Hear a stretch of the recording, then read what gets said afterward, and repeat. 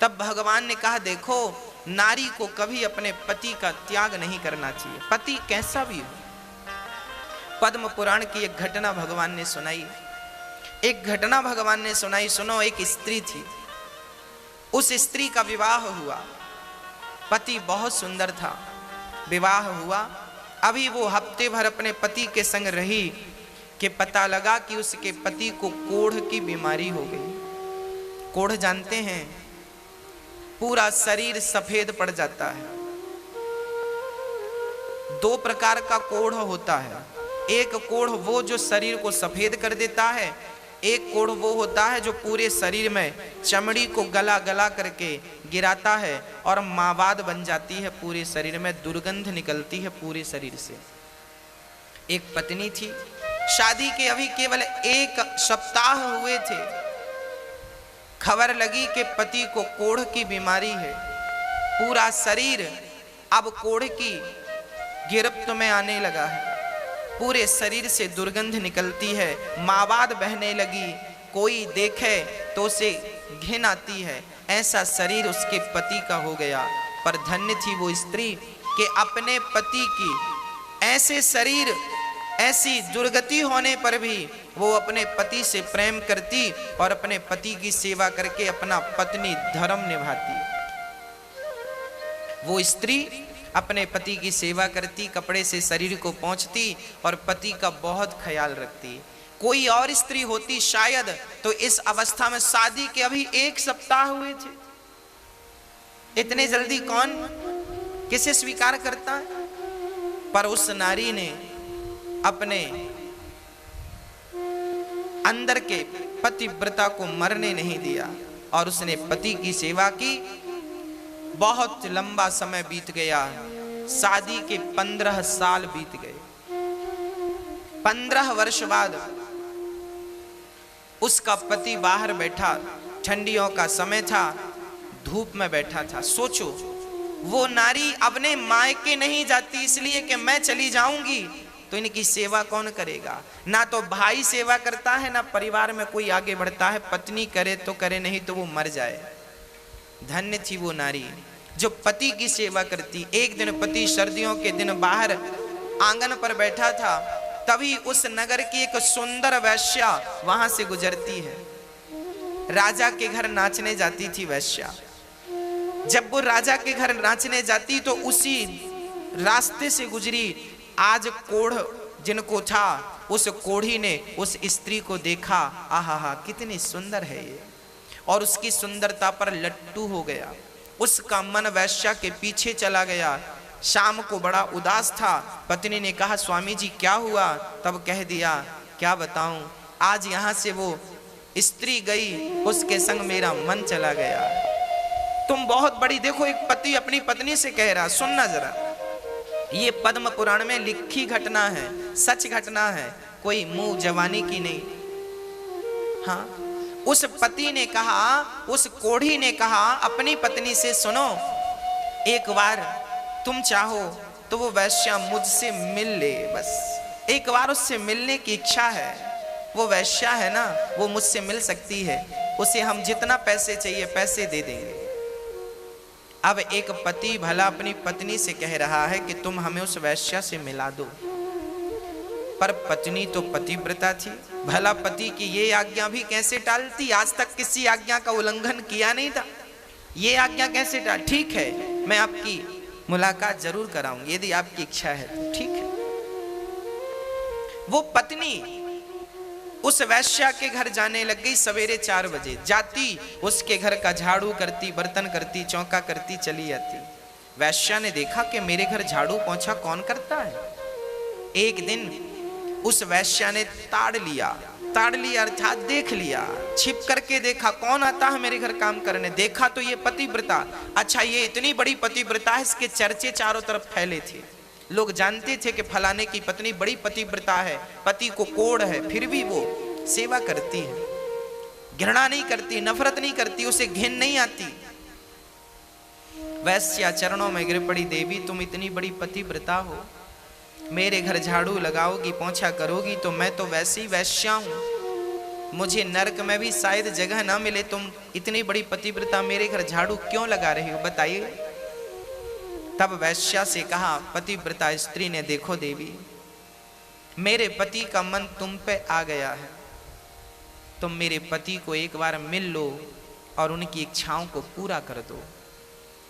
जब इस प्रकार का निवेदन एक पतिव्रता नारी ने उस वैश्या से किया, वैश्या को पता था कि इसके पति को कोढ़ का रोग है, शरीर से दुर्गंध निकलती है, परंतु आप कह रही हो तो ठीक है, कल शाम के समय, कल रात्रि के समय आप अपने पति को मेरे घर ले आना, मैं उनसे जरूर मिलूंगी, भेंट करूंगी, ठीक है।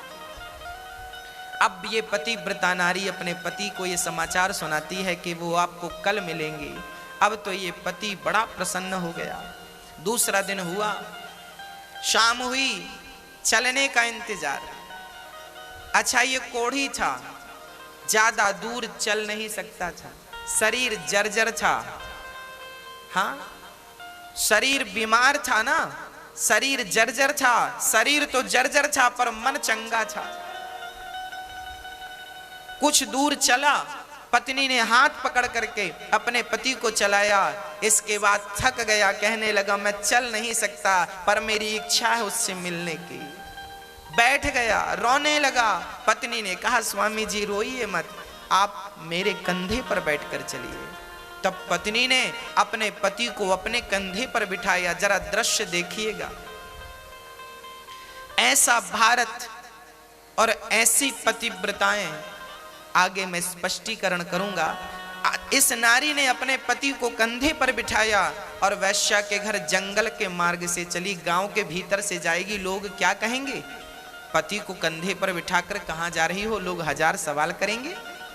जंगल के मार्ग से जा रही है, कोई देख ना सके। पर उस जंगल में एक घटना और घटने वाली थी। क्या घटना थी? वहां पर एक संत बैठे थे। हाँ, वो संत,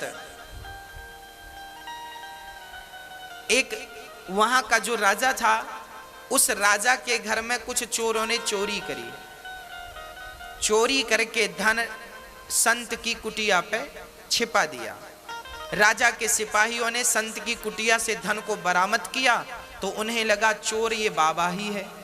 तो उस संत को चोर समझकर राजा के सिपाहियों ने उसे सूल पर टांग दिया। सूल, पैना सा सूली अलग है, सूली मतलब फांसी, सूली अलग होती है, सूल अलग होता है।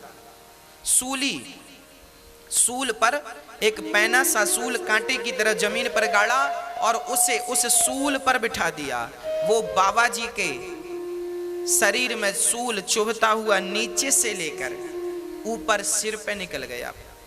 पर संत असली थे, समाधि असली थी, सूल उनका कुछ बिगाड़ ना सका। सिपाही राजा के वहां से भागे। बाबा जी रात्रि हो गई, सूल पर लटके रहे। अब ये पतिव्रता नारी अपने पति को कंधे पर बिठाकर जब ले गई तो इसे रास्ते में दिखाई ना पड़ा, अंधेरी रात थी। तो इस नारी के कंधे पर जो पति बैठे थे, पति का सिर बाबा जी के पांव से टकरा गया, क्योंकि बाबा जी सूल पर लटके थे, ऊपर थे, और इसका पति भी कंधे पर था। तो इनका सिर बाबा का पांव यूं टकरा गया, और जैसे ही टकराया बाबा की समाधि खुल गई। बाबा ने श्राप दे दिया, जिसने मेरी समाधि भंग की वो सूर्य उदय होते ही मर जाएगा। अब जैसे ही ये श्राप लगा तो कोढ़ी राम तो लगे रोने, मैं तो गया काम से। वो तो लगा रोने, वैश्या को भूला, सब कुछ भूला, लगा रोने, मैं तो गया काम से, मैं तो मर गया। पर वो पतिव्रता नारी, उसने कहा हे सूर्य भगवान, यदि मैं सच्ची पतिव्रता हूं और अपने पति के अतिरिक्त मैंने कभी किसी पराये पुरुष का स्वप्न में भी चिंतन ना किया हो, तो सूर्य भगवान जब तक मैं ना कहूं आप प्रकट ना होना, क्योंकि आप प्रकट होंगे तो मेरे पति मर जाएंगे। ये संत का श्राप है। तो सूर्य उदय ही नहीं होगा, कहानी खत्म। भक्तों, 24 घंटे बीत गए, 48 घंटे बीत गए, हाहाकार मच गया, सूर्य का आता पता नहीं। हाहाकार ब्रह्मलोक में मच गया, सूर्य क्यों नहीं निकल रहे हैं? सूर्य बोले मैं नहीं जाऊंगा, नहीं भस्म हो जाऊंगा उस नारी के कारण। वो इतनी बड़ी पतिव्रता है कि सूर्य की गति को रोक दिया उन्होंने, रुक गए सूर्य भगवान, स्थित हो गए, स्थिर हो गए। ब्रह्मा विष्णु महेश दौड़े दौड़े आए, देवी क्या कर रही हो, प्रकट होने दो ना, मेरे पति मर जाएंगे। तब अनुसुईया माता को पता लगा, वो आई और अनुसुईया माता ने कहा, देवी तेरे पति को मैं जीवित करूंगी, तू आने दे। सूर्य भगवान को जब आने दिया, सूर्य उदय हुआ, श्राप के कारण पहली किरण पड़ते ही उसके पति मर गए। तब अनुसुईया ने कहा कि हे प्रभु, यदि मैं अनुसुईया सच्ची पतिव्रता हूं तो इसका मरा हुआ पति जीवित हो जाए। कहकर जल छोड़ा, परिणाम क्या हुआ, मरा हुआ पति जीवित हो गया, कोढ़ का रोग था वो समाप्त हो गया और सुंदर सा पुरुष खड़ा हो गया। विमान आया, दोनों शरीर सहित भगवान के निज धाम को चले गए। एक पत्नी चाहे तो पति कैसा भी हो, उस पति का भी कल्याण कर सकती है। हाँ, अब यहां कई बार ये प्रश्न लोग करते हैं कि गुरुजी, खासकर हमारी माताएं ये प्रश्न करती हैं कि गुरुजी हम तो बहुत अच्छी हैं, हम तो पति को भगवान मानती भी हैं और वास्तविक में स्त्रियां मानती भी हैं बहुत सारी, पर हमारा पति ही अच्छा नहीं है तो क्या करें। मैंने ये कथा आपको इसलिए ही तो सुनाई कि आवश्यक नहीं है कि आपका पति अच्छा हो। ये इसका पति कौन सा अच्छा था, ये वैश्या की डिमांड कर रहा है, ये अच्छा है। आपका तो शायद इतना गंदा भी नहीं होगा कि आप इससे कहे कि मुझे वैश्या के घर छोड़ दो। तो ऐसे घटिया पति थे इनके, पर ये पतिव्रता थी। देखो मेरी माँ, आप अच्छी हो, आप सही मार्ग पर हो, जमाना गलत है तो रहने दीजिए, आप सही मार्ग पर रहिए, आप सही हैं तो ठीक है, जमाना गलत है तो क्या हम भी गलत हो जाएं उनके साथ ना। यदि बिच्छू अपना डंक मारने का धर्म नहीं छोड़ती, यदि वो अपना धर्म नहीं छोड़ती, तो हम इंसानों को अपना धर्म नहीं छोड़ना चाहिए। स्त्री का धर्म है पति की सेवा करना और पुरुष का धर्म है कि नारी का सम्मान करे। ये पुरुषों का धर्म बोल रहा हूं। यत्र नार्यस्तु पूज्यन्ते रमन्ते तत्र देवता तत्रैतास्तु न पूज्यन्ते सर्वास्तत्र फलाक्रिया। जिस घर में नारी का सम्मान आदर होता है, उस घर में देवी देवताओं का, लक्ष्मी का वास होता है। जिस घर में नारी का सम्मान नहीं होता, उस घर में बहुत ज़्यादा बाधाएं होती हैं, उत्पन्न होती हैं, समस्याएं होती हैं, अशांति बनी रहती है।